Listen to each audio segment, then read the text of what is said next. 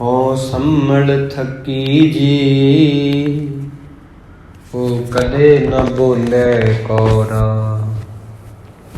मिठ बोलड़ा जी हर सजन स्वामी मोरा।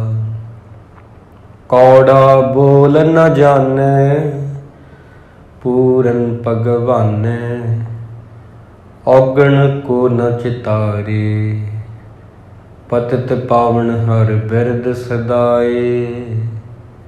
एक तिल नहीं भन्ने काले, घट घट वासी सर्ब निवासी, नेरे ही ते नेरा। नानक दास सदा शरणागत, हर अमृत सज्जन मेरा। नानक दास सदा शरणागत, हर अमृत सज्जन मेरा। सम्मानयोग गुरु की साजी हुई गुरु प्यारी साध संगत जी, सिमर फतेह प्रवान करनी जी। वाहिगुरु जी का खालसा, वाहिगुरु जी की फतेह। अज दा जो पावन हुक्मनामा साहिब है, ये राग सूही दे विच 783 अंग तो आरंभ हो के 784 अंग ते संपूर्ण हुंदा है। गुरु अर्जन देव जी महाराज उन्हां दा ये पावन शब्द है। इस शब्द दे विच गुरु साहिब जी ने जिसका कारज तिन ही किया, मानस क्या विचारा राम। जिहड़ा साधु संतां नूं अपने चरनां दे नाल जोड़ के रखण वाला कारज आ, इह वाहिगुरु ने ही कीता वा। वो परमेश्वर ने ही ऐसे संतां नूं उन्हां दे अंग संग हो के संतां के कारज आप खलोया, हर काम करावण आया राम।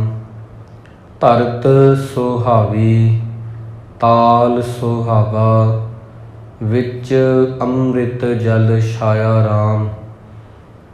सारे जिहड़े संतां दे कारज ने ਉਹਦੇ ਵਿੱਚ ਸਹਾਈ ਹੋਣ ਵਾਲਾ ਵਾਹਿਗੁਰੂ ਪਰਮੇਸ਼ਰ ਹੈ। ਕਿਉਂਕਿ ਜਿਹੜੇ ਇਹ ਰੱਬ ਦੇ ਪਿਆਰੇ ਹਨ, ਇਹਨਾਂ ਦਾ ਹਰ ਇੱਕ ਕਾਰਜ ਵਾਹਿਗੁਰੂ ਦੇ ਰਜ਼ਾ ਦੇ ਅਨੁਸਾਰ, ਹੁਕਮ ਦੇ ਅਨੁਸਾਰ ਹੁੰਦਾ। ਇਹ ਸਦਾ ਹੀ ਪਰਮੇਸ਼ਰ ਅੱਗੇ ਸੰਤਾਂ ਕੀ ਬੇਨੰਤੀ ਸੁਆਮੀ ਇੱਕ ਹੀ ਬੇਨਤੀ ਕਰਦੇ ਆ, ਉਹ ਕਿਹੜੀ ਕਿ ਨਾਮ ਮਹਾਰਸ ਦੀਜੈ। ਨਾਮ ਹੀ ਮੰਗਦੇ ਆ, ਬੰਦਗੀ ਹੀ ਮੰਗਦੇ ਆ, ਹੋਰ ਨਹੀਂ ਕੁਝ ਮੰਗਦੇ। ਤਾਂ ਜਿੰਨੇ ਵੀ ਸੰਤਾਂ ਦੇ ਕਾਰਜ ਨੇ ਉਹ ਗੁਰੂ ਨੇ ਆਪ ਸਹਾਈ ਹੋ ਕੇ ਅੰਗ ਸੰਗ ਸੰਪੂਰਨ ਕੀਤੇ ਆ। ਤੇ ਧਰਤ ਸੁਹਾਵੀ ਤਾਲ ਸੁਹਾਵਾ, ਸਰੀਰ ਰੂਪੀ ਧਰਤੀ ਤੇ ਹਿਰਦੇ ਰੂਪ ਤਲਾ ਸਰੋਵਰ ਵਿੱਚ ਅੰਮ੍ਰਿਤ ਜਲ ਛਾਇਆ ਰਾਮ। ਐਸੀ ਸੰਤਾਂ ਦੀ ਦੇਹ ਹੁੰਦੀ ਹੈ, ਗੁਰਮੁਖਾਂ ਦੀ ਐਸੀ ਦੇਹ ਹੁੰਦੀ ਆ। ਧਰਤ ਸੁਹਾਵੀ, ਸੋਹਣੀ, ਹਿਰਦਾ ਵੀ ਸੋਹਣਾ, ਜਿਹਦੇ ਵਿੱਚ ਨਾਮ ਰੂਪੀ ਅੰਮ੍ਰਿਤ ਹੁੰਦਾ। ਅੰਮ੍ਰਿਤ ਜਲ ਛਾਇਆ ਪੂਰਨ ਸਾਜ ਕਰਾਇਆ, ਸਗਲ ਮਨੋਰਥ ਪੂਰੇ। ਇੱਛਾ ਪੂਰੀ ਹੋਣੀ, ਇਹ ਵੀ ਸਾਰੇ ਵਾਹਿਗੁਰੂ ਪਰਮੇਸ਼ਰ ਦੇ ਹੱਥ ਆ। ਕਿਸੇ ਇਨਸਾਨ ਦੀ ਇੱਛਾ ਪੂਰੀ ਹੋਣੀ, ਸੰਤਾਂ ਦੀ ਇੱਛਾ ਪੂਰੀ ਹੁੰਦੀ ਆ, ਕਿਉਂਕਿ ਉਹਦੇ ਵਿੱਚ ਵਾਹਿਗੁਰੂ ਜੀ ਸਹਾਈ ਹੁੰਦੇ ਆ। ਜੈ ਜੈਕਾਰ ਭਇਆ ਜਗ ਅੰਤਰ, ਲਾਥੇ ਸਗਲ ਵਸੂਰੇ। ਪੂਰਨ ਪੁਰਖ ਆਚੁੱਤ ਅਵਨਾਸੀ, ਜਸ ਵੇਦ ਪੁਰਾਣੀ ਗਾਇਆ। ਆਪਣਾ ਬਿਰਦ ਰੱਖਿਆ ਪਰਮੇਸ਼ਰ, ਨਾਨਕ ਨਾਮ ਧਿਆਇਆ। ਪੂਰਨ ਪੁਰਖ ਜਿਹੜੇ ਨੇ, ਅਚੁੱਤ ਨੇ, ਅਵਨਾਸੀ ਦੇ ਗੁਣਾਂ ਨੂੰ ਗਾਉਂਦੇ ਆ। ਵਾਹਿਗੁਰੂ ਪਰਮੇਸ਼ਰ ਵੀ ਆਪਦਾ ਸੁਭਾਅ ਨਹੀਂ ਛੱਡਦਾ। ਜੁਗਾਂ ਜੁਗਾਂ ਵਿੱਚ ਉਹਨਾਂ ਦੀ ਭਗਤਾਂ ਦੀ ਪੈਜ ਰੱਖਣੀ ਕੀਤੀ ਆ ਪਰਮੇਸ਼ਰ ਨੇ। ਸੋ ਇਹ ਜਿਹੜਾ ਵਾਹਿਗੁਰੂ ਦਾ ਅੱਜ ਦਾ ਹੁਕਮ ਹੈ, ਦਰਅਸਲ ਇਹ ਸਾਧੂ ਸੰਤਾਂ ਦੇ ਜੀਵਨ ਨੂੰ ਬਿਆਨ ਕਰਦਾ, ਜਿਹੜੇ ਸੰਤ ਨੇ। ਕਿਉਂਕਿ ਜਦੋਂ ਅਸੀਂ ਆਪਦੇ ਕਰਮਾਂ ਵੱਲ ਵੇਖਾਂਗੇ, ਹਰ ਬੰਦੇ ਦੇ ਜਿਹੜੇ ਕਰਮ ਨੇ ਉਹ ਦੱਸਦੇ ਆ ਕਿ ਤੂੰ ਰੱਬ ਦੇ ਕਿੰਨਾ ਕੁ ਨੇੜੇ ਆ ਤੇ ਰੱਬ ਤੋਂ ਕਿੰਨਾ ਕੁ ਦੂਰ ਆ। ਰੱਬ ਨਾਲ ਤੇਰੇ ਕਿੰਨੇ ਕੁ ਤਾਲੁਕਾਤ ਆ, ਕਿੰਨੇ ਕੁ ਸੰਬੰਧ ਆ। ਤਾਂ ਹੀ ਕਿਹਾ ਜਾਂਦਾ ਕਿ ਜਦੋਂ ਕੋਈ ਤੁਹਾਨੂੰ ਇਹ ਪੁੱਛੇ ਕਿ ਤੁਸੀਂ ਆਪਣੇ ਰੱਬ ਨੂੰ ਪਿਆਰ ਕਰਦੇ ਹੋ ਕਿ ਨਹੀਂ, ਜਦੋਂ ਕੋਈ ਵੀ ਤੁਹਾਨੂੰ ਪੁੱਛੇ ਸਵਾਲ, ਸੰਤ ਮੀਰਦਾਦ ਜੀ ਇਹ ਕਹਿੰਦੇ ਆ ਕਿ ਜੇਕਰ ਤੁਹਾਨੂੰ ਕੋਈ ਪੁੱਛੇ ਕਿ ਤੁਸੀਂ ਆਪਣੇ ਖੁਦਾ ਨੂੰ, ਰੱਬ ਨੂੰ ਪਿਆਰ ਕਰਦੇ ਹੋ, ਤੁਸੀਂ ਉਸ ਵਕਤ ਚੁੱਪ ਰਹਿਣਾ, ਕੁਝ ਵੀ ਨਾ ਬੋਲਣਾ, ਕੁਝ ਵੀ ਨਾ ਬੋਲਣਾ। ਉਹਦਾ ਕਾਰਨ ਇਹ ਆ, ਜੇ ਤਾਂ ਤੁਸੀਂ ਕਹੋਗੇ ਕਿ ਮੈਂ ਆਪਣੇ ਖੁਦਾ ਨੂੰ, ਰੱਬ ਨੂੰ ਪਿਆਰ ਨਹੀਂ ਕਰਦਾ, ਤੁਸੀਂ ਕਾਫਰ ਹੋ ਜਾਓਗੇ, ਤੁਸੀਂ ਸਾਖਤ ਹੋ ਜਾਓਗੇ, ਮਨਮੁਖ ਹੋ ਜਾਓਗੇ। ਜੇ ਤੁਸੀਂ ਇਹ ਕਹੋਗੇ ਮੈਂ ਰੱਬ ਨੂੰ ਪਿਆਰ ਕਰਦਾ ਹਾਂ, ਫਿਰ ਤੁਸੀਂ ਆਪਦੇ ਕਰਮਾਂ ਵੱਲੋਂ ਕਹਿੰਦੇ ਦੇਖੋ ਕੀ ਤੁਹਾਡੇ ਕਰਮ ਉਹ ਨੇ ਜਿਹੜੇ ਰੱਬ ਨੂੰ ਪਿਆਰ ਕਰਨ ਵਾਲੇ ਨੇ, ਕੀ ਤੁਹਾਡੇ ਜਿਹੜੇ ਕਰਮ ਨੇ ਇਹ ਉਹੀ ਆ ਜਿਹੜੇ ਰੱਬ ਨੂੰ ਪਿਆਰ ਕਰਨ ਵਾਲੇ ਆ। ਇਸ ਕਰਕੇ ਚੁੱਪ ਰਹਿਣਾ ਠੀਕ ਹੈ ਉਸ ਜਗ੍ਹਾ ਤੇ, ਉਸ ਅਵਸਥਾ ਵਿੱਚ। ਪੂਰਨ ਪੁਰਖ ਅਚੁੱਤ ਅਵਨਾਸੀ, ਜਸ ਵੇਦ ਪੁਰਾਣੀ ਗਾਇਆ। ਆਪਣਾ ਬਿਰਦ ਰੱਖਿਆ ਪਰਮੇਸ਼ਰ, ਨਾਨਕ ਨਾਮ ਧਿਆਇਆ। ਹੁਣ ਜਿਹੜੇ ਸੰਤ ਜਨ ਹਨ ਤੇ ਇਹ ਕਦੇ ਵੀ ਰੱਬ ਦੇ ਬੰਦਿਆਂ ਤੋਂ, ਜਿਹੜੀ ਕਾਇਨਾਤ ਆ ਬਣਾਈ ਹੋਈ, ਉਹਦੇ ਤੋਂ ਮੁੱਖ ਨਹੀਂ ਮੋੜਦੇ। ਕਿਉਂਕਿ ਰੱਬ ਦੇ ਬੰਦਿਆਂ ਨੂੰ ਪਿੱਛੇ ਧੱਕ ਕੇ, ਪਿੱਛੇ ਕਰਕੇ ਕਦੇ ਵੀ ਰੱਬ ਨਾਲ ਨਹੀਂ ਜੁੜਿਆ ਜਾ ਸਕਦਾ। ਬਾਣੀ ਸਾਨੂੰ ਇਹ ਦੱਸਦੀ ਆ, ਰੱਬ ਦੇ ਬਣਾਏ ਇਨਸਾਨਾਂ ਤੋਂ ਦੂਰ ਹੋਣਾ ਅਸਲ ਦੇ ਵਿੱਚ ਰੱਬ ਤੋਂ ਹੀ ਦੂਰ ਹੋਣਾ ਹੈ। ਇਹ ਸਾਰੀਆਂ ਚੀਜ਼ਾਂ ਸਾਨੂੰ ਗੁਰਬਾਣੀ ਸਿਖਾਉਂਦੀ ਆ। ਇਤਿਹਾਸ ਦੀ ਇੱਕ ਬਹੁਤ ਪਿਆਰੀ ਘਟਨਾ ਹੈ, ਜਿਹੜੀ ਕਿ ਸਾਡੇ ਦਿਲ ਨੂੰ ਹਲੂਣਾ ਦਿੰਦੀ ਆ। ਬਹੁਤ ਹੀ ਪਿਆਰੇ ਗੁਰਸਿੱਖ ਹੋਏ ਆ, ਸਰਦਾਰ ਠਾਕੁਰ ਸਿੰਘ ਜੀ ਸੰਧਾ ਵਾਲੀ ਆ। ਦੇਖੋ ਜਿਹੜੀ ਕੁਦਰਤ ਹੈ, ਵਾਹਿਗੁਰੂ ਪਰਮੇਸ਼ਰ ਨੇ ਇਨਸਾਨ ਬਣਾਏ ਆ ਨਾ, ਤੇ ਉਹਦੇ ਵਿੱਚ ਕਦੇ ਕਦੇ ਕੋਈ ਪੈਦਾ ਹੁੰਦਾ ਸਿਆਣਾ, ਬਹੁਤ ਸੂਝਵਾਨ ਮਨੁੱਖ। ਸਦੀਆਂ ਲੱਗ ਜਾਂਦੀਆਂ ਇਹੋ ਜਿਹੇ ਮਨੁੱਖਾਂ ਨੂੰ ਪੈਦਾ ਹੁੰਦੇ ਆ। ਤੇ ਉਹ ਮਹਾਰਾਜਾ ਦਲੀਪ ਸਿੰਘ ਨੂੰ ਮਿਲਦੇ ਆ ਇੰਗਲੈਂਡ ਦੇ ਵਿੱਚ।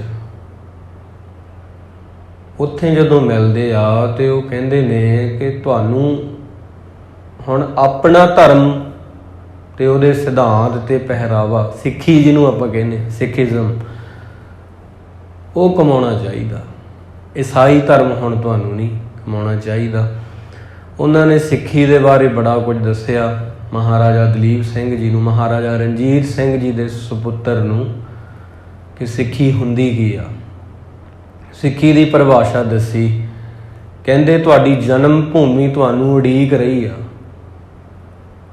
ਜਨਮ ਭੂਮੀ ਨੂੰ ਲੋੜ ਹੈ ਖਾਲਸੇ ਨੂੰ ਮਕਸਦ ਦੀ, ਖਾਲਸੇ ਨੂੰ ਲੋੜ ਹੈ ਤੁਹਾਡੀ ਰਹਿਨੁਮਾਈ ਦੀ, ਉਹ ਤੁਹਾਡਾ ਇੰਤਜ਼ਾਰ ਕਰ ਰਹੇ ਆ। ਫਿਰ ਮਹਾਰਾਜਾ ਦਲੀਪ ਸਿੰਘ ਜੀ ਕਹਿਣ ਲੱਗੇ, ਕਹਿੰਦੇ ਮੇਰੇ ਅੰਦਰ ਵੀ ਬਹੁਤ ਤੜਫ ਆ, ਮੈਂ ਦੁਬਾਰਾ ਸਿੱਖੀ ਦੇ ਵਿੱਚ ਆਵਾਂ। ਹੁਣ ਜਿਹੜੇ ਇਹ ਸ਼ਬਦ ਸੀਗੇ ਕਿ ਮੇਰੇ ਅੰਦਰ ਬਹੁਤ ਤੜਫ ਆ, ਬਿਰਹਾ ਵਾ, ਮੈਂ ਵੀ ਆਪਦੇ ਦਰਬਾਰ ਨੂੰ ਦੇਖਣਾ ਚਾਹੁੰਦਾ, ਮੈਂ ਵੀ ਆਪਦੇ ਲੋਕਾਂ ਨੂੰ ਮਿਲਣਾ ਚਾਹੁੰਦਾ ਹਾਂ। ਤੁਸੀਂ ਮੇਰੇ ਲਈ ਦਰਬਾਰ ਸਾਹਿਬ ਅਰਦਾਸ ਕਰਿਓ, ਮੈਂ ਜਲਦੀ ਆਪਦੇ ਦੇਸ਼ ਪਰਤਾਂ, ਮੈਂ ਵੀ ਆਪਦੀ ਸਿੱਖੀ ਵਿੱਚ ਆ ਕੇ ਇੱਥੇ ਖਾਲਸਾ ਰਾਜ ਮੁੜ ਸਥਾਪਿਤ ਕਰਾਂ, ਖੋਈ ਹੋਈ ਚੀਜ਼ ਦੁਆਰਾ ਮੈਨੂੰ ਮਿਲੇ। ਇਹ ਤੜਫ ਸੀ। ਇੱਥੇ ਇਹ ਗੱਲ ਇੱਥੇ ਨਹੀਂ ਨਿਬੜ ਜਾਂਦੀ। ਜਦੋਂ ਮਹਾਰਾਜਾ ਦਲੀਪ ਸਿੰਘ ਨੂੰ ਫਿਰ ਜਾਣ ਲੱਗਦੇ ਆ, ਠਾਕੁਰ ਸਿੰਘ ਜੀ ਦੀ ਗੱਲ ਆਪਾਂ ਕਰਦੇ ਹਾਂ, ਸਰਦਾਰ ਜੀ ਬਹੁਤ ਪਿਆਰੇ ਬਾਣੀ ਨਾਲ ਜੁੜੇ ਹੋਏ। ਉਹ ਇੱਕ ਗੁਟਕਾ ਸਾਹਿਬ ਬਾਣੀ ਵਾਲਾ ਤੇ ਮਹਾਰਾਜਾ ਦਲੀਪ ਸਿੰਘ ਨੂੰ ਦੇ ਕੇ ਕਹਿੰਦੇ ਨੇ ਕਿ ਦੇਖੋ ਜੀ, ਸਾਡੇ ਕੋਲ ਤਾਂ ਇਹੀ ਸਾਡਾ ਸਰਮਾਇਆ ਵਾ, ਸਾਡੇ ਕੋਲ ਤਾਂ ਇਹੀ ਸਾਡੀ ਪੂੰਜੀ ਆ, ਇਹਦੇ ਤੋਂ ਉੱਪਰ ਕੁਝ ਨਹੀਂ ਹੈਗਾ ਸ਼ਬਦ ਗੁਰੂ ਤੋਂ। ਜਦੋਂ ਤੁਸੀਂ ਇਹਨੂੰ ਪੜ੍ਹੋਗੇ, ਅੱਜ ਤੋਂ ਲੈ ਕੇ ਉਦੋਂ ਤੱਕ ਜਦੋਂ ਤੋਂ ਆਪਾਂ ਖੁੱਸ ਗਏ, ਜਦੋਂ ਤੁਸੀਂ ਵਿਛੜ ਗਏ ਸੀਗੇ ਗੁਰੂ ਨਾਨਕ ਦੀ ਬਾਣੀ ਤੋਂ, ਉਹ ਸਾਰਾ ਗੈਬ ਇਹ ਪੂਰਾ ਕਰੂਗੀ, ਤੁਹਾਨੂੰ ਸ਼ਾਂਤੀ ਦੇਊਗੀ। ਇਹ ਬਾਣੀ ਬਹੁਤ ਸੋਹਣਾ ਸੁੰਦਰ ਗੁਟਕਾ ਸਾਹਿਬ ਉਹਨਾਂ ਨੇ ਮਹਾਰਾਜਾ ਜੀ ਨੂੰ ਦਿੱਤਾ, ਮਹਾਰਾਜਾ ਦਲੀਪ ਸਿੰਘ ਜੀ ਨੂੰ। ਉਹਨਾਂ ਨੇ ਜਦੋਂ ਹੱਥ ਦੇ ਵਿੱਚ ਫੜਿਆ ਤੇ ਬਾਅਦ ਵਿੱਚ ਉਹਨੂੰ ਪੜ੍ਹਿਆ ਤੇ ਉਦੋਂ ਬਾਅਦ ਉਹ ਅੰਮ੍ਰਿਤ ਛਕਦੇ ਆ। ਤੇ ਪੰਜ ਸਿੰਘ ਉੱਥੇ ਉਹਨਾਂ ਨੂੰ ਮਸਾਂ ਹੀ ਮਿਲੇ ਵੀ ਜਿਹੜੇ ਅੰਮ੍ਰਿਤ ਛਕਾਉਣ ਉਹਨਾਂ ਨੂੰ। ਸਮੁੰਦਰੀ ਜਹਾਜ਼ ਦੇ ਵਿੱਚ ਸੀਗੇ ਕੁਝ, ਉਹ ਉੱਥੇ ਕੰਮ ਕਰਦੇ ਸੀ, 2 ਸਿੰਘ 3 ਸੀਗੇ, 2 ਨਹੀਂ ਸੀ ਮਿਲ ਰਹੇ, 5 ਨੇ ਅੰਮ੍ਰਿਤ ਛਕਾਉਣਾ ਹੁੰਦਾ ਨਾ। ਤੇ ਕਹਿਣ ਦਾ ਭਾਵ ਇਹ ਆ ਕਿ ਉਹ ਜਿਹੜੀ ਮੁਹੱਬਤ ਆ ਉਹਦੇ ਨਾਲ, ਵਾਹਿਗੁਰੂ ਨਾਲ, ਉਹ ਫਿਰ ਉਹਦੀਆਂ ਗੱਲਾਂ ਨਾ ਤੇ ਉੱਚੀਆਂ ਹੋ ਜਾਂਦੀਆਂ, ਬੰਦੇ ਨੂੰ ਉੱਚੀਆਂ ਕਰਦੀਆਂ। ਮੁਹੱਬਤ ਕੋਈ ਟਿਸ਼ੂ ਪੇਪਰ ਤਾਂ ਹੈ ਨਹੀਂ ਜਿਹਨੂੰ ਆਪਾਂ ਵਰਤ ਲਿਆ ਤੇ ਸੁੱਟਤਾ। ਮੁਹੱਬਤ ਤਾਂ ਸਾਹਾਂ ਦੇ ਵਰਗੀ ਕੋਈ ਚੀਜ਼ ਆ, ਸਾਹਾਂ ਵਰਗੀ, ਜਿਹੜੀ ਸਦਾ ਹੀ ਚੱਲਦੀ ਰਹਿੰਦੀ ਆ। ਆਪਾਂ ਜੋ ਸੁੱਤੇ ਪਏ ਆ, ਸਾਹ ਚੱਲਦੇ ਆ ਨਾ, ਮੁਹੱਬਤ ਦਾ ਵੇਗ ਇੱਦਾਂ ਦਾ ਹੀ ਆ। ਤੇ ਹੁਣ ਇਹ ਜਿਹੜੀਆਂ ਸਾਰੀਆਂ ਗੱਲਾਂ ਛੋਟੀਆਂ ਇਤਿਹਾਸ ਦੀਆਂ ਘਟਨਾਵਾਂ, ਇਹ ਛੋਟੀ ਗੱਲ ਥੋੜ੍ਹੀ ਆ ਕਿ ਮਹਾਰਾਜਾ ਦਲੀਪ ਸਿੰਘ ਜੀ ਦੇ ਅੰਦਰ ਤੜਫ ਸੀਗੀ ਇੱਥੇ ਪੰਜਾਬ ਆਉਣ ਦੀ, ਮੁੜ ਆਉਣ ਦੀ, ਛੋਟੀ ਗੱਲ ਨਹੀਂ ਇਹ। ਤੇ ਸਰਦਾਰ ਠਾਕੁਰ ਸਿੰਘ ਜੀ ਉਹਨਾਂ ਨੂੰ ਜਿਹੜੇ ਪ੍ਰੇਰਦੇ ਆ, ਉਹ ਕਿਤੇ ਮਾੜੀ ਮੋਟੀ ਚੀਜ਼ ਆ ਜਿਨ੍ਹਾਂ ਨੂੰ ਮਿਲ ਕੇ ਉਹ ਸਿੱਖੀ ਦੇ ਵੱਲ ਆ ਜਾਂਦੇ ਆ। ਵੀ ਕਹਿੰਦੇ ਨੇ ਕਿ ਮੈਂ ਵੀ ਅੰਮ੍ਰਿਤ ਛਕਣਾ ਚਾਹੁੰਦਾ। ਇਹ ਛੋਟੀ ਗੱਲ ਨਹੀਂ। ਗੁਰਸਿੱਖਾਂ ਅੰਦਰ ਸਤਿਗੁਰ ਵਰਤ ਹੈ, ਗੁਰੂ ਦੇ ਸਿੱਖਾਂ ਦੇ ਅੰਦਰ ਸਤਿਗੁਰੂ ਵਰਤਦਾ ਹੈ। ਗੁਰਸਿੱਖਾਂ ਨੂੰ ਪਿੱਛੇ ਧੱਕ ਕੇ ਕਦੇ ਰੱਬ ਨੂੰ ਨਹੀਂ ਪਾਇਆ ਜਾ ਸਕਦਾ। ਗੁਰਸਿੱਖਾਂ ਦੀ ਇੱਜ਼ਤ ਜਿਹੜੀ ਆ ਕਰਕੇ ਹੀ ਵਾਹਿਗੁਰੂ ਨੂੰ ਮਿਲਿਆ ਜਾ ਸਕਦਾ, ਕਿਉਂਕਿ ਉਹਦੇ ਅੰਦਰ ਸਤਿਗੁਰ ਵਰਤ ਹੈ। ਨਵਨਿਧ ਸਿੱਧ ਰਿੱਧ ਦੀਨੇ ਕਰਤੇ, ਟੋਟ ਨਾ ਆਵੇ ਕਾਈ ਰਾਮ, ਖਾਤ ਖਰਚਤ ਬਿਲਸ਼ਤ ਸੁਖ ਪਾਇਆ, ਕਰਤੇ ਕੀ ਦਾਤ ਸਵਾਈ ਰਾਮ। ਜੇ ਕੋਈ ਵਾਹਿਗੁਰੂ ਪਰਮੇਸ਼ਰ ਦੇ ਗੁਣ ਗਾਉਂਦਾ ਵੀ ਆ, ਇਹ ਕਰਤੇ ਦੀ ਦਾਤ ਆ। ਇਹ ਉਹ ਦਾਤ ਆ ਕਿ ਜਿਹੜੀ ਖਤਮ ਹੀ ਨਹੀਂ ਹੁੰਦੀ। ਦਾਤ ਸਵਾਈ ਨੇ ਖੁੱਟ ਨਾ ਜਾਈ, ਅੰਤਰ ਜਾਮੀ ਪਾਇਆ, ਕੋਟ ਬਿਗਨ ਸਗਲੇ ਉਠ ਨਾਠੇ, ਦੁਖ ਨ ਨੇੜੇ ਆਇਆ, ਸ਼ਾਂਤ ਸਹਿਜ ਆਨੰਦ ਕਨੇਵੇ, ਬੈਨਸੀ ਭੂਖ ਸਬਾਈ, ਨਾਨਕ ਗੁਣ ਗਾਵੇ ਸੁਆਮੀ ਕੇ, ਅਚਰਜ ਜਿਸ ਵਡਿਆਈ ਰਾਮ। ਤੂੰ ਵਾਹ ਹੈ ਤਾਂ ਤੇਰੇ ਗੁਣ ਗਾਉਣ ਨੂੰ ਦਿਲ ਕਰਦਾ। ਵੈਸੇ ਇੱਕ ਤਾਂ ਇਹਨੂੰ ਗੱਲ ਨੂੰ ਇਵੇਂ ਸਮਝੋ, ਇੱਕ ਤਾਂ ਮੈਂ ਵੈਸੇ ਹੀ ਵਾਹਿਗੁਰੂ ਕਹੀ ਜਾਂਦਾ, ਵੈਸੇ ਹੀ। ਇੱਕ ਮੈਨੂੰ ਹੁਣ ਸਮਝ ਆਈ ਆ ਕਿ ਅਸਲ ਦੇ ਵਿੱਚ ਜਿਹੜੀ ਮੇਰੀ ਮੈਂ ਆ ਨਾ, ਉਹ ਹੈ ਹੀ ਨਹੀਂ ਹੈਗੀ, ਉਹ ਤੂੰ ਕਰਕੇ ਹੀ ਆ ਸਭ। ਮੈਂ ਵੈਸੇ ਹੀ ਵਿੱਚ ਆ ਗਿਆ, ਤੇ ਉਹਦੇ ਕਰਕੇ ਮੈਨੂੰ ਲੱਗਦਾ ਮੈਂ ਕੁਝ ਹੈਗਾ, ਪਰ ਅਸਲ ਦੇ ਵਿੱਚ ਮੈਂ ਕੁਝ ਵੀ ਨਹੀਂ ਹੈਗਾ। ਮੇਰੀ ਜਿਹੜੀ ਮੈਂ ਆ ਉਹ ਤੂੰ ਕਰਕੇ ਹੀ ਆ। ਇਹਨੂੰ ਐਵੇਂ ਸਮਝੋਗੇ ਤੁਸੀਂ ਵੱਧ, ਇਹਨੂੰ ਜਿਹੜੀ ਕਲੀਅਰ ਹੋਊਗੀ, ਗੁਰੂ ਸਾਹਿਬ ਜੀ ਕਰਨਗੇ ਗੱਲ ਇਹ ਕਲੀਅਰ। ਧਰਤੀ ਨਾ ਹੋਵੇ ਤੇ ਮੇਰਾ ਖੇਤ ਕਿੱਥੇ ਹੋਵੇ। ਇਸ ਕਰਕੇ ਵਿਦਵਾਨ ਜਿਹੜੇ ਨੇ ਉਹ ਕਹਿੰਦੇ ਨੇ ਇਨਸਾਨ ਬਹੁਤ ਜ਼ਿਆਦਾ ਚੁਸਤ ਆ। ਜਦੋਂ ਉਹਨੂੰ ਪੁੱਛੋ ਸਾਰੀ ਧਰਤੀ ਕਿਹਨੇ ਬਣਾਈ ਆ, ਉਹ ਕਹੂਗਾ ਰੱਬ ਨੇ। ਧਰਤੀ ਕਿਹਨੇ ਬਣਾਈ ਆ, ਸ੍ਰਿਸ਼ਟੀ, ਉਹ ਕਹੂਗਾ ਰੱਬ ਨੇ। ਜੇ ਉਹਨੂੰ ਪੁੱਛੋ ਆ ਪਲਾਟ ਕਿਹਦਾ ਹੈ, ਉਹ ਕਹੂਗਾ ਮੇਰਾ। ਜਦੋਂ ਸਾਰੀ ਧਰਤੀ ਕਹਿ ਰਿਹਾ ਹੁੰਦਾ, ਅਸਲ ਵਿੱਚ ਉਹ ਕਹਿਣ 'ਚ ਵੀ ਰਸ ਨਹੀਂ ਹੈਗਾ ਬੰਦੇ ਦੇ, ਕੋਈ ਸਮਝ ਵਾਲੀ ਗੱਲ ਨਹੀਂ ਹੁੰਦੀ ਉਹਨੂੰ। ਜਦੋਂ ਕਹਿੰਦੇ ਆ ਵੀ ਧਰਤੀ ਉਹਨੇ ਸਾਜੀ ਆ, ਜਦੋਂ ਸੰਤ ਕੋਈ ਕਹਿੰਦਾ ਕਿ ਧਰਤੀ ਉਹਨੇ ਸਾਜੀ ਆ, ਉਦੋਂ ਸਭ ਕੁਝ ਛੱਡ ਦਿੰਦਾ ਉਹ। ਅਸੀਂ ਬਚਾ ਲੈਂਦੇ ਹਾਂ। ਮਨ ਇਹੋ ਜਿਹੀ ਚੀਜ਼ ਆ, ਥੋੜ੍ਹਾ ਜਿਹਾ ਤੁਸੀਂ ਬਚਾਓ ਸਾਰਾ ਬਚ ਜਾਂਦਾ। ਬਸ ਇਹੀ ਇਹਦੀ ਰਹੱਸ ਆ ਇਹਦਾ। ਬੰਦਾ ਕਹਿੰਦਾ ਮੈਂ ਥੋੜ੍ਹਾ ਜਿਹਾ ਗੁੱਸਾ ਰੱਖ ਲਾਂ, ਚੱਲ ਕੰਮ ਆਊਗਾ, ਉਹ ਸਾਰਾ ਹੀ ਬਚ ਜਾਂਦਾ। ਇਨਸਾਨ ਕਹਿੰਦਾ ਥੋੜ੍ਹਾ ਜਿਹਾ ਹੰਕਾਰ ਬਚਾਉਣਾ, ਉਹ ਸਾਰਾ ਹੀ ਬਚ ਜਾਂਦਾ। ਇਹ ਤਾਂ ਸਾਰਾ ਹੀ ਮਰਦਾ ਨਹੀਂ, ਇਹ ਮਰਦਾ ਹੀ ਨਹੀਂ ਹੈਗਾ। ਮਰੂਗਾ ਤੇ ਸਾਰਾ ਮਰੂਗਾ, ਨਹੀਂ ਅੱਧ ਪਚੱਧ ਨਹੀਂ ਮਰਦੀ ਚੀਜ਼। ਜਿਹੜੇ ਵਿਕਾਰ ਆ, ਇਹ ਨਹੀਂ ਹੈਗਾ ਕਿ 50% ਮਰ ਗਏ, ਹਜੇ 50% ਵੀ ਪਏ ਆ, ਉਹ ਓਨਾ ਹੀ ਆ। ਭਾਵੇਂ ਇੱਕ ਤੁਪਕਾ ਵੀ ਰਹਿ ਗਿਆ। ਭਾਈ ਨੰਦ ਲਾਲ ਜੀ ਦਾ ਇੱਕ ਬਚਨ ਆ, ਉਹਨਾਂ ਦੀ ਗਜ਼ਲ ਆ। ਗੁਰੂ ਗੋਬਿੰਦ ਸਿੰਘ ਜੀ ਮਹਾਰਾਜ ਦਾ ਦਰਬਾਰ ਸਜਿਆ ਹੋਇਆ ਹੈ। ਭਾਈ ਨੰਦ ਲਾਲ ਸਾਹਿਬ ਜੀ ਉੱਥੇ ਆ ਜਾਂਦੇ ਆ ਤੇ 51 ਕਵੀ ਹੋਰ ਵੀ ਹੈਗੇ ਨੇ। ਆ ਕੇ ਕਹਿਣ ਲੱਗੇ ਕਲਗੀਆਂ ਵਾਲੇ ਸੱਚੇ ਪਾਤਸ਼ਾਹ ਜੀ, ਤੇ ਦਰਬਾਰ ਦੇ ਵਿੱਚ ਕਹਿਣ ਲੱਗੇ ਕਿ ਦੱਸੋ ਜੀ, ਤੇ ਹਉਮੈ ਕੀ ਹੁੰਦੀ ਆ? ਹਉਮੈ, ਹੰਕਾਰ ਕੀ ਹੁੰਦਾ? ਅਹੰ ਕੀ ਹੁੰਦਾ? ਇਹ ਹਉ ਕੀ ਹੁੰਦਾ? ਮੈਂ ਕੀ ਹੁੰਦੀ ਆ? ਭਾਈ ਨੰਦ ਲਾਲ ਜੀ ਨੇ ਉਹਦਾ ਬਹੁਤ ਸੋਹਣਾ ਜਵਾਬ ਦਿੱਤਾ। ਉਹਨਾਂ ਦੀ ਗਜ਼ਲ ਹੈ ਇੱਕ। ਉਹ ਕਹਿੰਦੇ ਅਸਲ ਦੇ ਵਿੱਚ ਨਾ ਇਹ ਜਿਹੜੀ ਹਉਮੈ ਆ, ਇੱਕ ਗੰਦਾ ਤੁਪਕਾ ਹੈ। ਉਹਨਾਂ ਨੇ ਤੁਪਕਾ ਸ਼ਬਦ ਵਰਤਿਆ, ਬਹੁਤ ਗਲਾਸ ਭਰ ਕੇ ਨਹੀਂ ਵਰਤਿਆ, ਬਾਲਟੀ ਭਰ ਕੇ ਨਹੀਂ ਵਰਤਿਆ ਹਉਮੈ ਨੂੰ। ਉਹ ਕਹਿੰਦੇ ਹੈਗਾ ਇੱਕ ਗੰਦਾ ਤੁਪਕਾ ਹੀ ਆ, ਪਰ ਬੰਦੇ ਦੇ ਸਾਰੇ ਸਰੀਰ ਵਿੱਚ ਫੈਲਿਆ ਹੋਇਆ। ਇੰਨਾ ਪਾਵਰਫੁਲ ਆ ਇਹ ਜਿਹੜੀ ਹਉਮੈ ਆ। ਬੰਦੇ ਦਾ ਦੇਹ 3.5 ਮਣ ਦੇਹ ਹੋ ਰਹੀ, ਸਰੀਰ ਕਿੱਡਾ ਬੰਦੇ ਦਾ, ਦੇਹ ਕਿੱਡੀ ਆ, 80 ਕਿਲੋ ਕਈਆਂ ਦਾ ਵਜਨ, 70 ਕਿਲੋ, 50 ਕਿਲੋ। ਇੱਕ ਤੁਪਕਾ ਹੀ, ਸਿਰਫ ਇੱਕ ਤੁਪਕਾ ਹੀ ਸਾਰੇ ਸਰੀਰ 'ਚ ਫੈਲਿਆ ਹਉਮੈ ਦਾ। ਇਹੀ ਨਹੀਂ ਇਹਨੂੰ ਵਸ ਮਿਲਣ ਦਿੰਦਾ, ਇਹੀ ਇਹਨੂੰ ਤੋੜ ਕੇ ਰੱਖਦਾ ਗੁਰੂ ਨਾਲੋਂ, ਇਹੀ ਇਹਨੂੰ ਤੋੜ ਕੇ ਰੱਖਦਾ ਰਿਸ਼ਤਿਆਂ ਨਾਲੋਂ, ਇਹੀ ਇਹਨੂੰ ਤੋੜ ਕੇ ਰੱਖਦਾ ਭਾਈਚਾਰੇ ਨਾਲੋਂ। ਭਾਈਚਾਰਾ ਵੀ ਰੱਬ ਦਾ ਨਾਮ ਆ। ਇਹੀ ਇਹਨੂੰ ਤੋੜ ਕੇ ਰੱਖਦਾ ਬਾਣੀ ਨਾਲੋਂ, ਵਾਹਿਗੁਰੂ ਦੇ ਸਿਮਰਨ ਨਾਲੋਂ। ਇੱਕ ਤੁਪਕਾ। ਭਾਈ ਨੰਦ ਲਾਲ ਜੀ ਦਾ ਬਚਨ। ਹਉਮੈ ਕੀ ਹੈ ਜੀ? ਗੁਰੂ ਗੋਬਿੰਦ ਸਿੰਘ ਜੀ ਦਾ ਸਵਾਲ, ਨੰਦ ਲਾਲ ਜੀ ਦਾ ਜਵਾਬ। ਹਉਮੈ ਉਹ ਗੰਦਾ ਤੁਪਕਾ ਹੈ ਕਲਗੀਆਂ ਵਾਲੇ ਸੱਚੇ ਪਾਤਸ਼ਾਹ ਜੀ, ਜਿਹੜਾ ਬੰਦੇ ਦੇ ਸਾਰੇ ਸਰੀਰ ਅੰਦਰ ਫੈਲਿਆ ਹੋਇਆ, ਤੇ ਇਹਨੇ ਹੀ ਇਹਨੂੰ ਕੁੜਿਆਰ ਬਣਾਇਆ ਵਾ। ਜਿਸ ਦਿਨ ਤੁਹਾਡੀ ਕਿਰਪਾ ਹੋ ਜਾਂਦੀ ਆ, ਉਸ ਦਿਨ ਇਹ ਤੁਪਕਾ ਖਤਮ ਹੋ ਜਾਂਦਾ ਤੇ ਇਹਦਾ ਰੂਪ ਬਦਲ ਜਾਂਦਾ, ਇਹ ਨਿਮਰਤਾ ਬਣ ਜਾਂਦਾ। ਫੇਰ ਵੀ ਸਾਰੇ ਸਰੀਰ 'ਚ ਨਿਮਰਤਾ ਹੁੰਦੀ ਆ। ਹੁਣ ਸਾਰੇ ਸਰੀਰ 'ਚ ਹੰਕਾਰ ਆ, ਫਿਰ ਨਿਮਰਤਾ। ਫੇਰ ਹੀ ਕਹਿੰਦੇ, ਇਹਨੂੰ ਹੀ ਕਹਿੰਦੇ ਆ ਜੀਵਨ। ਜੀਵਨੋਂ ਮੈਂ ਜੀਵਨ ਪਾਇਆ, ਗੁਰਮੁਖ ਪਾਏ ਰਾਮ। ਹੁਣ ਜ਼ਿੰਦਗੀ ਆ, ਫਿਰ ਜੀਵਨ ਆ। ਪਹਿਲਾਂ ਜਨਮ ਹੈ, ਜਨਮ ਵਿੱਚੋਂ ਗਰਭ ਤੋਂ ਨਿਕਲਣ ਬਾਅਦ ਜ਼ਿੰਦਗੀ ਆ, ਵੀ ਹੁਣ ਜ਼ਿੰਦਗੀ ਮਿਲ ਗਈ। ਜ਼ਿੰਦਗੀ ਤੋਂ ਬਾਅਦ ਜੀਵਨ ਆ, ਜੀਵਨ। ਜੀਵਨੋਂ ਮੈਂ ਜੀਵਨ ਪਾਇਆ, ਗੁਰਮੁਖ ਪਾਏ ਰਾਮ। ਜੀਵਨ ਪਾਇਆ ਕਿੱਥੋਂ ਆ? ਗੁਰੂ ਕੋਲੋਂ ਪਾਇਆ। ਜਿਨ ਉਦਮ ਕੀਆ ਤਾਲ ਕੇਰਾ, ਤਿਸ ਕੀ ਉਪਮਾ ਕਿਆ ਗਣੀ। ਜਿਸ ਕਾ ਕਾਰਜ ਤਿਨ ਹੀ ਕੀਆ। ਸਾਰੀ ਗੱਲ ਇੱਥੇ ਮਹਾਰਾਜ ਨੇ ਕਹੀ ਆ। ਮਾਨਸ ਕਿਆ ਵਿਚਾਰਾ ਰਾਮ। ਬੰਦੇ ਹੱਥ ਕੀ ਆ? ਉਹ ਕਹਿੰਦੇ ਕੁਝ ਵੀ ਨਹੀਂ।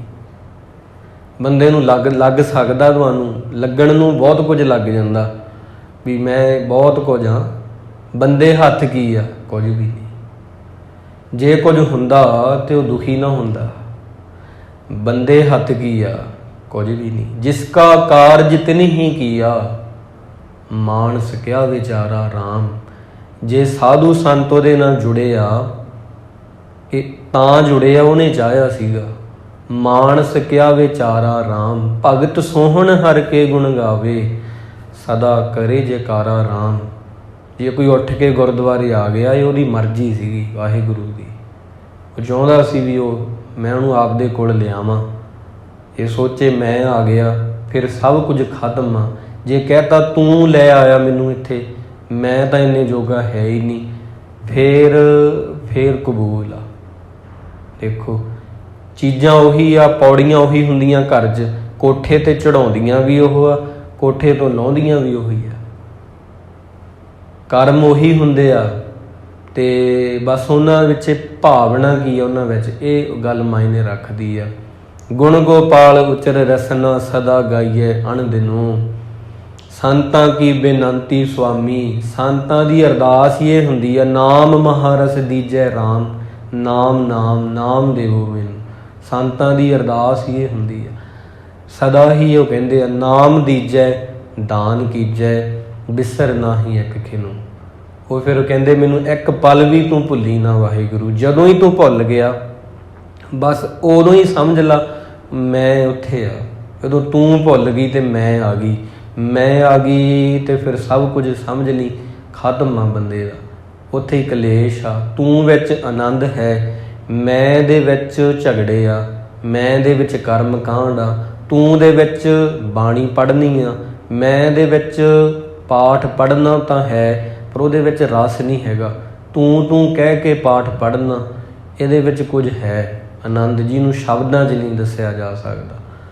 ਤਾਂ ਗੁਰੂ ਸਾਹਿਬ ਜੀ ਨੇ ਜੋ ਅੱਜ ਆਪਾਂ ਨੂੰ ਦੱਸਿਆ ਹੈ ਇਹੀ ਆ ਕਿ ਵਾਹਿਗੁਰੂ ਪਰਮੇਸ਼ਰ ਜਿਹੜੇ ਨੇ ਉਹ ਸੰਤਾਂ ਦੇ ਦਿਲ ਵਿੱਚ ਵਸਦੇ ਆ। ਵਸਦੇ ਉਹ ਸਾਰਿਆਂ ਜੀ ਆ ਪਰ ਵਰਤਦੇ ਉਹ ਸੰਤਾਂ ਰਾਹੀਂ ਆ। ਉਹਨਾਂ ਦੇ ਬੋਲਾਂ ਰਾਹੀਂ, ਉਹਨਾਂ ਦੇ ਸ਼ਬਦਾਂ ਰਾਹੀਂ, ਉਹਨਾਂ ਦੇ ਕਰਮਾਂ ਰਾਹੀਂ।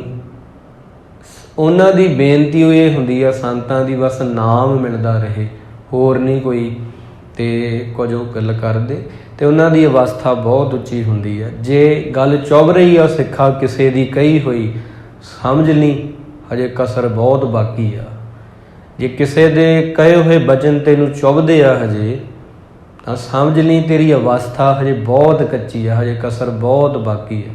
ਤੈਨੂੰ ਬਹੁਤ ਮਿਹਨਤ ਦੀ ਲੋੜ ਆ, ਤੈਨੂੰ ਬਹੁਤ ਅਰਦਾਸਾਂ ਦੀ ਲੋੜ ਆ ਵਾਹਿਗੁਰੂ ਅੱਗੇ ਕਿ ਤੂੰ ਉਹ ਬਣ ਜਾਵੇਂ। ਤੇਰੀ ਅਵਸਥਾ ਉੱਥੇ ਪਹੁੰਚ ਜੇ ਜਿੱਥੇ ਕਹਿੰਦੇ ਕਿ ਨਾਨਕ ਬੱਧਾ ਘਰ ਤਹਾਂ, ਜਿੱਥੇ ਮਿਰਤ ਨਾ ਜਨਮ ਜਰਾ। ਰੋਜ਼ਾਨਾ ਸਾਖੀ ਜਿਹੜੀ ਸੁਣਦੇ ਹੋ ਆਪ ਜੀ ਸਰਵਣ ਕਰੋ। ਦੁਨੀਆ ਨੂੰ ਗੁਰੂ ਨਾਨਕ ਸਾਹਿਬ ਜੀ ਨੇ ਤਾਰਿਆ। ਕਹਿੰਦੇ ਆਕਾਸ਼ ਕੇ ਤਾਰੇ ਗਿਣੇ ਜਾਤ ਹੈ पर जो गुरु नानक के तारे हैं वो नहीं गिने जाते। आसमान दे तारे गिने जा सकते हैं, हो सकता कोई गिन लवे कदे, विज्ञान तरक्की कर जे, पर गुरु नानक साहिब जी ने जिन्हां नूं तारिया उन्हां दी गिणती नहीं हुई, ना हो सकती है। दुनिया नूं तारदे होए गुरु नानक साहिब जी भरथरी नूं संदेश दे के उस तो बाद कौडे नूं ਇਨਸਾਨ ਬਣਾ ਕੇ ਰਾਖਸ਼ ਨੂੰ ਦੱਸ ਕੇ ਉਹਦਾ ਜੀਵਨ ਅੱਗੇ ਵਧੇ, ਪਾਟਲੀ ਪੁੱਤਰ ਪਹੁੰਚੇ ਆ ਗੁਰੂ ਨਾਨਕ ਸਾਹਿਬ ਜੀ, ਭਾਈ ਮਰਦਾਨਾ ਤੇ ਭਾਈ ਬਾਲਾ ਜੀ। ਇਹਦੇ ਕਈ ਨਾਮ ਸੀਗੇ, ਦੇਖੋ ਪਿੰਡਾਂ ਦੇ ਨਾਮ ਬਦਲਦੇ ਰਹਿੰਦੇ ਆ। ਬਿਸ਼ੰਬਰਪੁਰ ਵੀ ਆਇਆ ਹੈ, ਬਹੁਤ ਨਾਮ ਆਏ। ਇਹਨੂੰ ਪਟਨਾ ਸਾਹਿਬ ਆਪਾਂ ਅੱਜ ਕਹਿੰਦੇ ਹਾਂ, ਜਿੱਥੇ ਦਸ਼ਮੇਸ਼ ਪਿਤਾ ਜੀ ਦਾ ਅਵਤਾਰ ਹੋਇਆ, ਪ੍ਰਕਾਸ਼ ਹੋਇਆ, ਉੱਥੇ ਮਹਾਰਾਜ ਪਹੁੰਚ ਜਾਂਦੇ ਆ। ਹਜੇ ਨਗਰ ਦੇ ਵਿੱਚ ਨਹੀਂ ਜਾਂਦੇ ਅਤੇ ਉੱਥੇ ਬਾਰ-ਬਾਰ ਸੱਜ ਜਾਂਦੇ ਆ। ਇਹ ਬਿਹਾਰ ਦੀ ਰਾਜਧਾਨੀ ਆ ਪਟਨਾ ਸਾਹਿਬ। ਇਹ ਅੱਜ ਬਿਹਾਰ ਦੀ ਰਾਜਧਾਨੀ ਮੰਨਦੇ ਇਹਨੂੰ, ਇਸ ਕਰਕੇ ਕਿ ਇੱਥੇ ਬਹੁਤ ਵੱਡੀ ਸੰਘਣੀ ਆਬਾਦੀ ਆ ਪਟਨਾ ਸਾਹਿਬ ਵਿੱਚ ਵੱਸਦੀ। ਵੱਡੇ ਵੱਡੇ ਰਾਜਸੀ ਕੰਮ ਇੱਥੇ ਹੁੰਦੇ ਆ, ਉਹ ਨੇਤਾ ਲੋਕ ਇੱਥੇ ਰਹਿੰਦੇ ਆ। ਤਾਂ ਉਹ ਜਿਹਦਾ ਨਾਮ ਪਟਨਾ ਸਾਹਿਬ ਅੱਜ, ਕਿਸੇ ਸਮੇਂ ਉਹਦਾ ਨਾਮ ਬਿਸ਼ੰਬਰਪੁਰ ਸੀਗਾ ਅਤੇ ਉੱਥੇ ਗੁਰੂ ਨਾਨਕ ਸਾਹਿਬ ਜੀ ਜਾਂਦੇ ਆ। ਭਾਈ ਮਰਦਾਨਾ ਜੀ ਨੂੰ ਉਦੋਂ ਵੀ ਫਿਰ ਉਹੀ ਜਿਹੜੀ ਮਾਇਆ ਹੁੰਦੀ ਆ ਤੇ ਉਹ ਭੁੱਖ ਜਿਹਨੂੰ ਆਪਾਂ ਕਹਿੰਦੇ ਆ, ਵਾਹਿਗੁਰੂ ਪਰਮੇਸ਼ਰ ਹੀ ਲਾਉਣ ਵਾਲਾ। ਉਹ ਕਹਿਣ ਲੱਗੇ ਗੁਰੂ ਸਾਹਿਬ ਜੀ, ਉਸ ਦਿਨ ਉਹਨਾਂ ਨੇ ਕਿਹਾ, ਕਹਿੰਦੇ ਇਹ ਪੇਟ ਜਿਹੜਾ ਹੈ, ਢਿੱਡ ਜਿਹੜਾ ਹੈ, ਬਹੁਤ ਗੁਰੂ ਸਾਹਿਬ ਜੀ ਪਾਪੀ ਹੈ। ਭਾਈ ਮਰਦਾਨਾ ਜੀ ਕਹਿੰਦੇ ਅੱਜ ਫੇਰ ਮੈਨੂੰ ਭੁੱਖ ਲੱਗੀ ਆ। 3 ਦਿਨ ਹੋ ਗਏ ਸੀਗੇ, ਉਦੋਂ ਵੀ 3 ਦਿਨ ਨਹੀਂ ਉਹਨਾਂ ਪ੍ਰਸ਼ਾਦਾ ਛਕਿਆ। ਕਹਿਣ ਲੱਗੇ ਬਾਬਾ, ਜਾਂ ਤਾਂ ਮੇਰਾ ਆਧਾਰ ਵੀ ਕੀਰਤਨ ਹੀ ਬਣਾ ਦੇ, ਜਿਵੇਂ ਤੁਹਾਨੂੰ ਤਾਂ ਪਤਾ ਹੀ ਨਹੀਂ ਵੀ ਕਿੰਨੇ ਕੁ ਦਿਨ ਹੋ ਗਏ ਛਕਿਆਂ ਨੂੰ ਪ੍ਰਸ਼ਾਦਾ, 3 ਦਿਨ ਮੈਨੂੰ ਹੋ ਗਏ, ਜਾਂ ਤਾਂ ਮੇਰਾ ਆਧਾਰ ਵੀ ਰੋਟੀ ਇਹ ਹੈ, ਪਰ ਤੁਸੀਂ ਮੈਨੂੰ ਕੀਰਤਨ ਬਣਾ ਦਿਓ ਕਿ ਮੈਂ ਕੀਰਤਨ ਹੀ ਹੋਵੇ, ਬਸ ਮੈਨੂੰ ਰੋਟੀ ਦੀ ਲੋੜ ਹੀ ਨਾ ਪਵੇ। ਨਹੀਂ ਫਿਰ ਰੋਟੀ ਦਿਓ, ਭੁੱਖ ਲੱਗੀ ਆ। ਸਿੱਧਾ ਹੀ ਉਹਨਾਂ ਕਿਹਾ, ਭੁੱਖੇ ਭਗਤ ਨ ਕੀਜੈ, ਜੇ ਮਾਲਾ ਆਪਣੀ ਲੀਜੈ। ਗੁਰੂ ਸਾਹਿਬ ਜੀ ਕਹਿਣ ਲੱਗੇ, ਮਰਦਾਨਾ ਜੀ ਸ਼ਹਿਰ ਆ, ਤੁਸੀਂ ਸ਼ਹਿਰ 'ਚ ਜਾਓ, ਨੇੜੇ ਲਾਗੇ ਕੁਝ ਕੁ ਕੋਹ ਤੇ ਖਾਣ ਨੂੰ ਤੁਹਾਨੂੰ ਬਹੁਤ ਕੁਝ ਮਿਲੂਗਾ।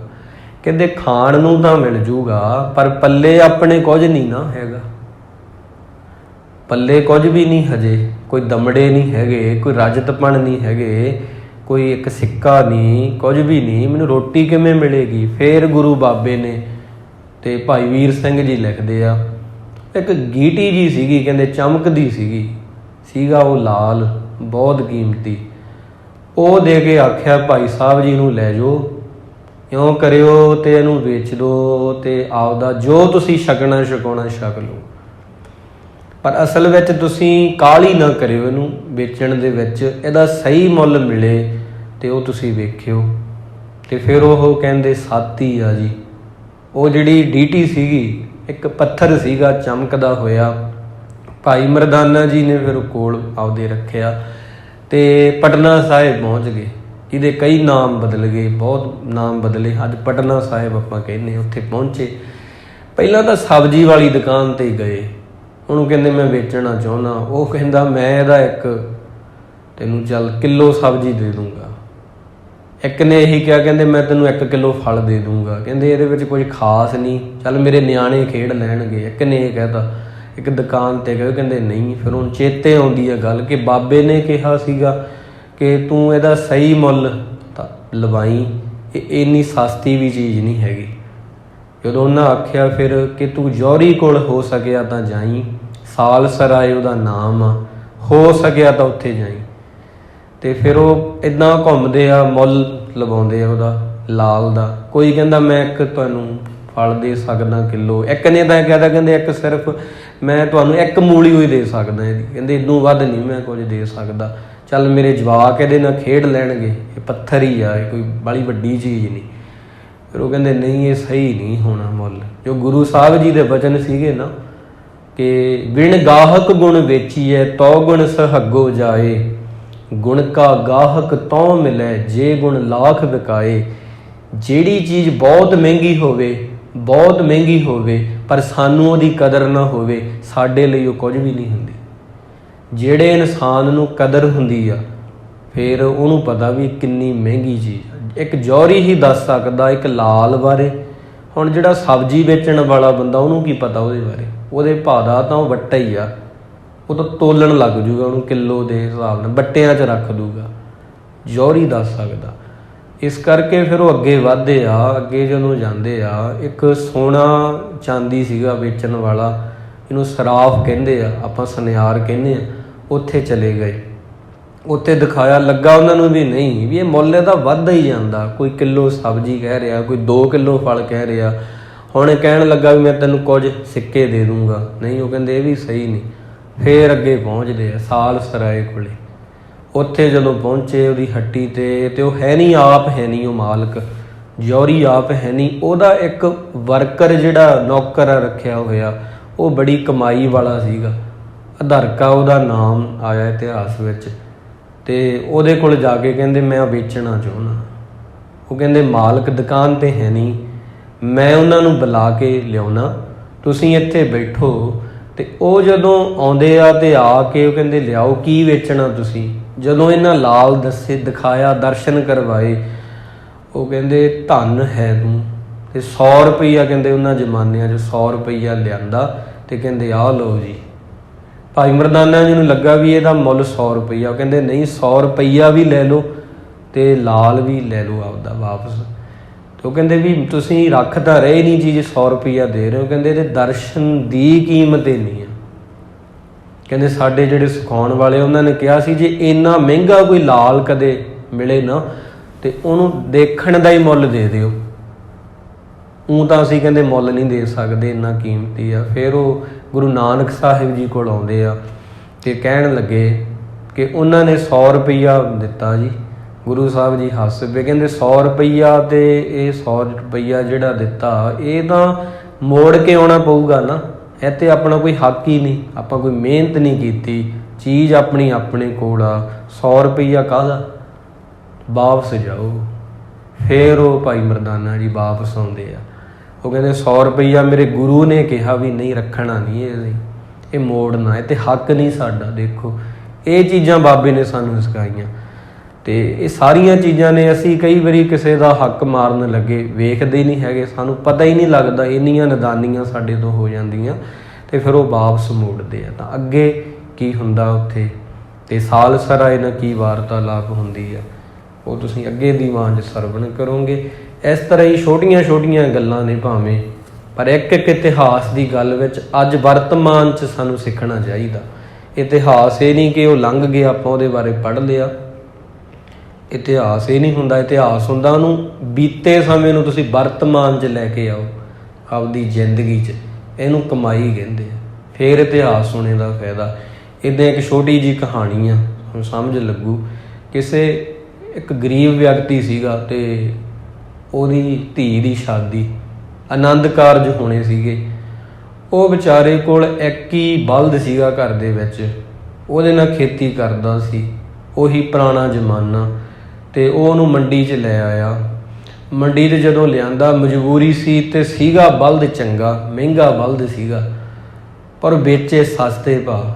ਕੋਈ ਭਲਾ ਬੰਦਾ ਆਇਆ ਤੇ ਉਹਨੇ ਵੇਖਿਆ ਕਿ ਬਲਦ ਬੜਾ ਕੀਮਤੀ ਆ, ਪਰ ਇਹ ਤਾਂ ਥੋੜ੍ਹੇ ਆਨਿਆਂ ਵਿੱਚ ਹੀ ਵੇਚੀ ਜਾਂਦਾ। ਜਿਵੇਂ ਮੰਨ ਲਓ ਬਲਦ ਹੈ 100 ਆਨੇ ਦਾ ਤੇ ਉਹ 20 ਆਨਿਆਂ 'ਚ ਹੀ ਵੇਚੀ ਜਾਵੇ। ਉਹ ਕਹਿੰਦਾ ਮੇਰੀ ਤਾਂ ਮਜਬੂਰੀ ਆ ਨਾ, ਮੈਂ ਆਪਦੀ ਧੀ ਦਾ ਵਿਆਹ ਕਰਨਾ। ਉਹ ਕਹਿੰਦਾ ਤੂੰ ਇੰਨਾ ਮਹਿੰਗਾ ਬਲਦ ਕਿਉਂ ਵੇਚ ਰਿਹਾ? ਕਹਿੰਦਾ ਮਜਬੂਰੀ ਆ, ਛੇਤੀ ਪੈਸੇ ਚਾਹੀਦੇ ਆ। ਉਹ ਕਹਿੰਦਾ ਤੇਰੀ ਤਾਂ ਮਜਬੂਰੀ ਆ, ਤੇਰੀ ਮਜਬੂਰੀ ਆ ਨਾ, ਸਾਡੀ ਮਜਬੂਰੀ ਤਾਂ ਨਹੀਂ ਨਾ ਕੋਈ। ਅਸੀਂ ਖਰੀਦਣ ਆਏ ਹਾਂ, ਤੂੰ ਵੇਚਣ ਆਇਆ, ਤੇਰੀ ਮਜਬੂਰੀ ਆ ਵੀ ਤੇਰੀ ਧੀ ਦੀ ਸ਼ਾਦੀ ਆ, ਆਨੰਦ ਕਾਰਜ ਆ, ਤੈਨੂੰ ਪੈਸਿਆਂ ਦੀ ਲੋੜ ਆ। ਮੇਰੀ ਤਾਂ ਨਹੀਂ ਨਾ ਮਜਬੂਰੀ ਕਿ ਮੈਂ ਤੇਰਾ ਗਲਾ ਵੱਢਦਾ, ਮੈਨੂੰ ਤਾਂ ਪਤਾ ਨਹੀਂ ਇਹਦਾ ਇੰਨਾ ਮੁੱਲ ਆ। ਫਿਰ ਉਹ ਕਹਿੰਦਾ 100 ਆਨਿਆਂ ਦਾ ਇਹ।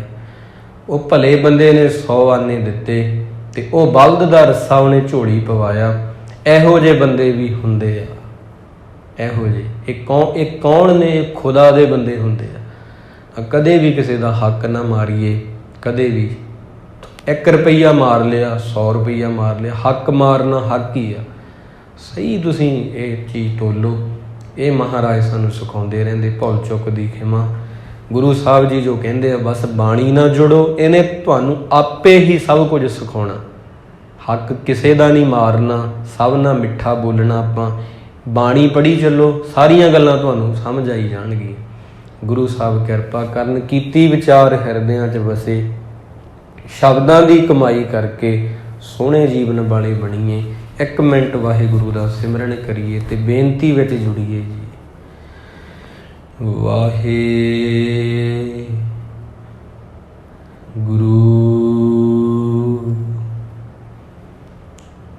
ਵਾਹਿਗੁਰੂ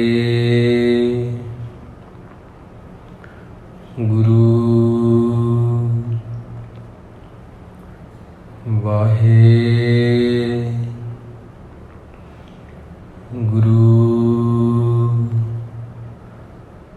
ਵਾਹਿਗੁਰੂ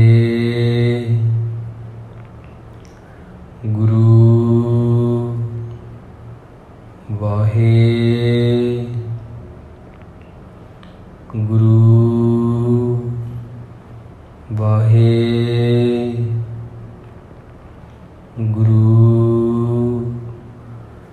ਵਾਹਿਗੁਰੂ